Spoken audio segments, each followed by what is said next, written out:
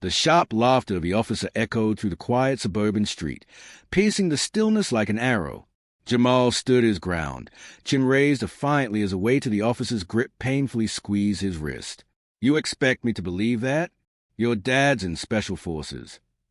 The officer's eyes gleamed with a patronizing scorn, a man reveling in his authority over a boy who looked too small for such a heavy accusation.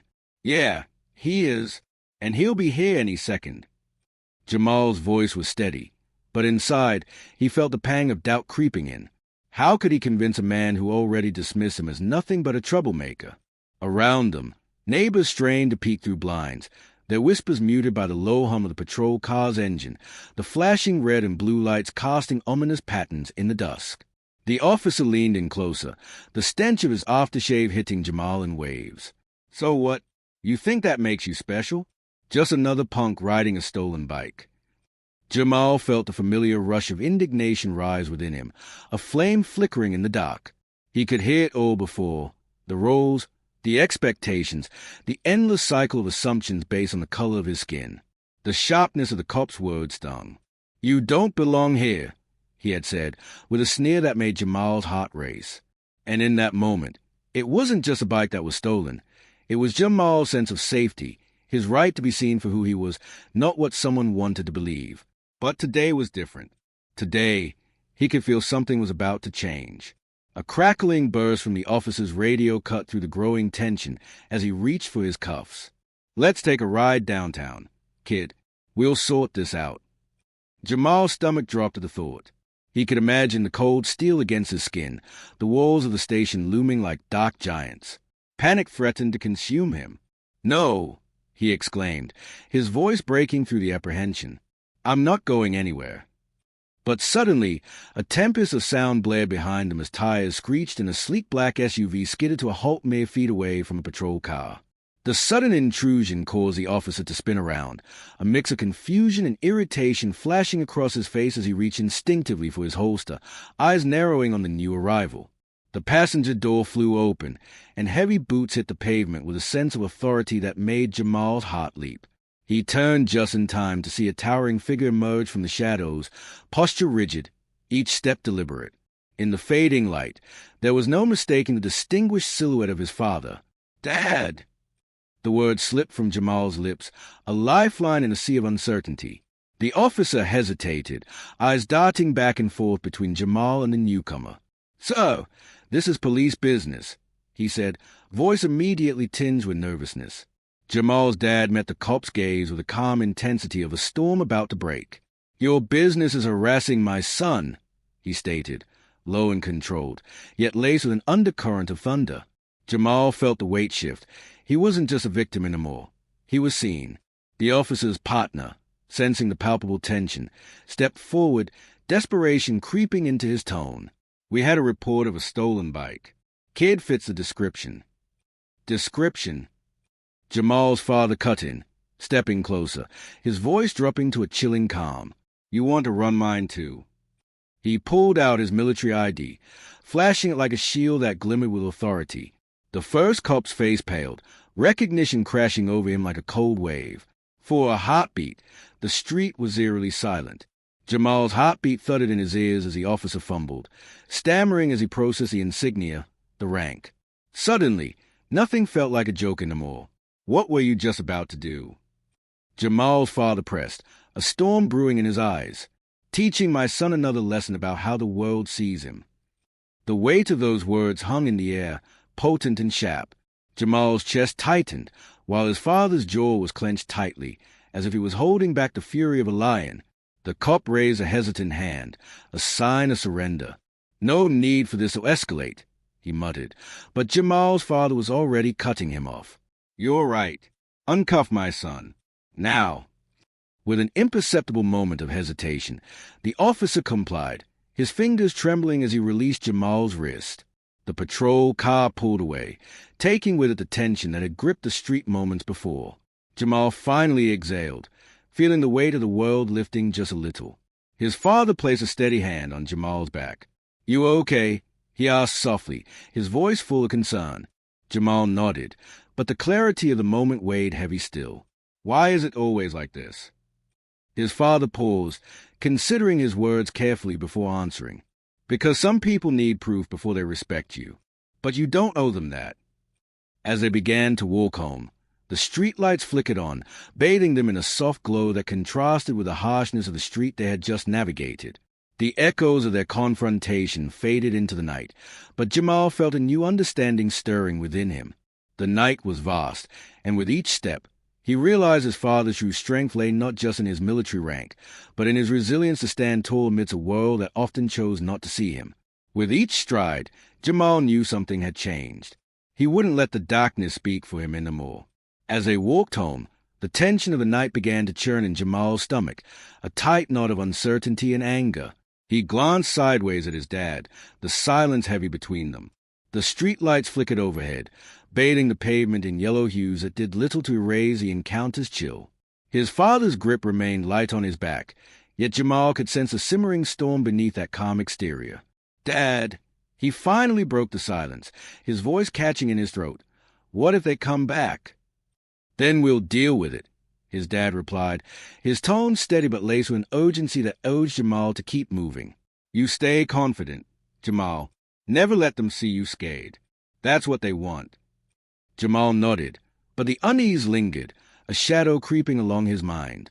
"But what if they don't believe you? What if they think you're just a dad trying to protect his kid?" "Then I'll show them," his father replied, heat slipping into his voice. "I won't let anyone harm you or treat you like you're less." Suddenly, a rustling sound came from the bushes nearby, just a slight disturbance, but it stretched their silence taut. Jamal's heart raced as he instinctively turned toward the noise. "Did you hear that?" "Yeah." The look in his father's eyes sharpened, alertness flickering like a flame as he surveyed the area. "Stay close." Before Jamal could react, a figure emerged from the shadow, catching him off guard. It was tall and cloaked in darkness, face obscured. "Hey!" A voice called out, gravelly yet familiar. "You two should really watch yourselves out here." His heart sank as he recognized a neighborhood kid, Marcus, known for getting into trouble. "What are you doing here?" Jamal demanded. "We don't need you lurking around." Marcus let out a short laugh, the tension in the air momentarily cracking. "Relax, man. Just wanted to give you a heads up. You got a badge, happy cop back, they're looking to stir things up." "What do you mean?" Jamal's mind raced, remembering the way the officer had looked at him. "What are you talking about?" "The same cop who picked on you. He turns up here, keeping an eye on you since you left. Everyone's been buzzing about it," Marcus said, leaning closer, voice low. "He's not done with you yet." Jamal felt his blood run cold. Why would he be watching us? "Because he knows," Marcus said, eyes darting around as if they were being watched. "He can feel the shift. The confrontation didn't sit right with him. Word is, he's got something to prove." "We need to go," his father's voice commanded. "Now." The urgency in his dad's tone pulled Jamal from his thoughts as they turned to leave, but Marcus stepped forward. "Wait! You need to know more." "Not now," his father snapped, glancing over his shoulder, the tension coiling tighter. "We can't risk it." They hurried down the street, the night swallowing the sounds of Marcus's voice behind them. But as they rounded the corner, Jamal's phone buzzed in his pocket, and he instinctively pulled it out. A text flashed on the screen. "Asterisk cops are looking for you at the park. Get to safety. Asterisk." His heart raced as he looked up at his dad, wide-eyed. "They're at the park. We have to." Before he could finish, they turned the next corner, only to find two police cars idling with their lights flashing, illuminating the park where Jamal and his friends often played. "They've blocked us off," his father growled, clenching his fists, the calm from a moment ago no longer there. "What do we do?" Jamal's voice strained under the weight of fear. "Stick close to me. If they come looking, we won't run. We'll confront them together." His father's determination surged, but Jamal could see he was measuring the distance, strategizing how they could escape if it came to that. Suddenly, a voice boomed from the other side of the park. "Jamal, we know you're here." Panic surged through him, electric and shocking. "It's him." Stay behind me, his father commanded, stepping forward. You listen to me no matter what. Dad! Jamal protested. What if they... Jamal, trust me. His father's voice was firm, cutting through the fog of fear. We face this together. Jamal swallowed hard, watching as the officers emerged from the shadows of the park, impatience brewing in their eyes. The cop who had mocked him before stood at the front, his posture aggressive, authority draping around him like a heavy cloak. Thought you could run, huh? He sneered. In that moment, Jamal's anger ignited, fueling his resolve. This wasn't how his story was going to end. He stepped forward, pushing through the fear that threatened to pull him back. You don't know who you're dealing with, he shouted, his voice ringing out against the oppressive night. His father turned to him, surprise flickering through his fierce gaze. Jamal. But Jamal didn't stop. You think you can just chase us down? Just because you're a cop? My dad's not just a soldier. He's a protector, and we won't let you treat us like this. For a moment, the world stopped. The officers seemed taken aback, caught off guard by the fire behind Jamal's words. But as the leader stepped forward, a smirk creeping back onto his face, Jamal's heart raced.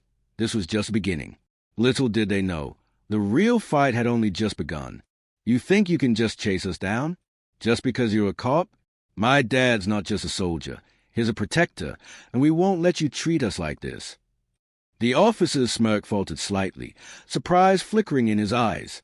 But then he squared his shoulders, stepping closer with an air of intimidation. You're an over-your-head kid. This isn't a game. We're not playing by your rules. Jamal's heart pounded in his chest, but he refused to back down. It's not a game to me, he shot back, and you're not the boss of me. His father moved closer, ready to intervene, but Jamal held up a hand to stop him. No, Dad, I need to do this. The realization washed over him. This wasn't just about him anymore. It was about everyone who had ever been judged unfairly. The other officers shifted, a collective uncertainty hanging in the air. Jamal could feel a shift, a tension thickening between them. It was as if the air grew heavier, almost alive with possibility. You think by throwing your weight around, you've got power, Jamal continued, voice steady. But real strength comes from standing up for what's right. A flicker of doubt crossed the cop's face, but he quickly masked it. You're talking big for a kid who's about to learn a serious lesson. Is that all you've got? Jamal challenged, adrenaline coursing through him. If you're going to intimidate me, you better come harder than that. Before the officer could respond, a loud crack echoed from the darkness behind them, followed by the rush of approaching footsteps. Jamal's heart dropped. What now? He toned, scanning the shadows as they revealed a small group of teens from the neighborhood.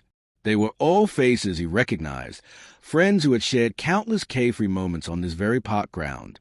What's going on? One of them called, concern etched on their faces. Step away from the kid. The officer barked, his voice suddenly urgent. Who do you think you are? Marcus stepped forward, crossing his arms defiantly.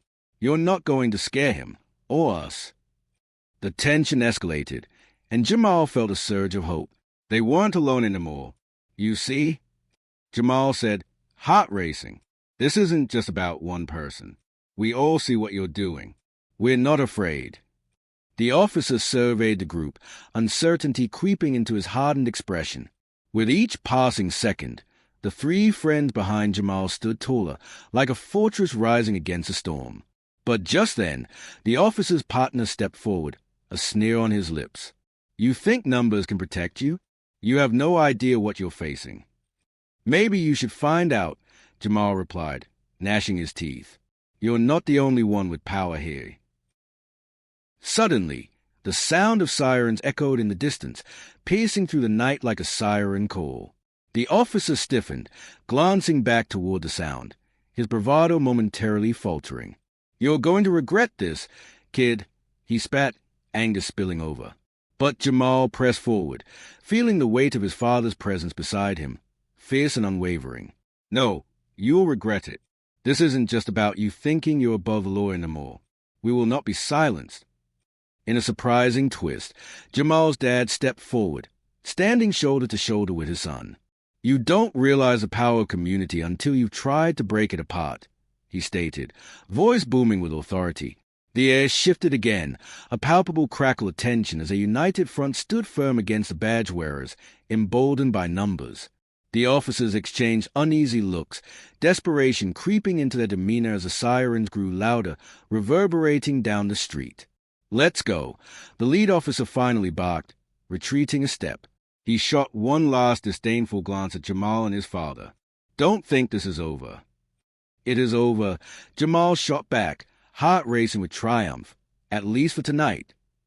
As the squad cars pulled away, the group of friends erupted into cheers and relieved laughter, a sense of victory washing over them like a healing balm. Jamal turned to his dad, who wore a look of pride mixed with relief. "You did it," his father said, wrapping a supportive arm around Jamal's shoulders. "You stood up when it mattered." "I couldn't have done it without you," Jamal replied, the weight of his father's courage settling around him like a warm embrace. But deep down, the battle was far from finished. Then something caught Jamal's attention. In the dwindling light, he noticed a figure standing at the edge of the park, an older man with familiarity etched in the lines of his face. It was a man from the community, someone he'd seen around before. Their eyes locked, and the man nodded slowly, a hint of a smile breaking through the shadow of his expression. "You've opened the door tonight, young man," the man said, stepping forward. "But there's a storm coming. We've all felt it." "What do you mean?" Jamal asked, curiosity overpowering fear. "There are others, voices ready to join you. If you're willing to lead, to navigate this fight, it will be more than your story. It'll be ours," the man warned, his eyes glinting with an intensity that sent shivers down Jamal's spine. The night loomed ahead, flickering with uncertainty and possibilities. Jamal searched his father's face for answers, but he saw only encouragement. Against the weight of doubt and narrow views, new courage surged within him. He took a deep breath, letting the revelation sink in. "I'm ready," he said, newfound determination solidifying in his gaze. As whispers of their action spread through the neighborhood, Jamal realized he had ignited something much larger than a moment. This was the beginning of a movement, the start of a fight, not just for himself, but for clarity, justice, and for everyone who felt trapped in shadows. And as the last siren faded into the night, Jamal held on to one undeniable truth. Sometimes the most powerful change begins with a single voice echoing against the darkness. It's a voice that refuses to be silenced,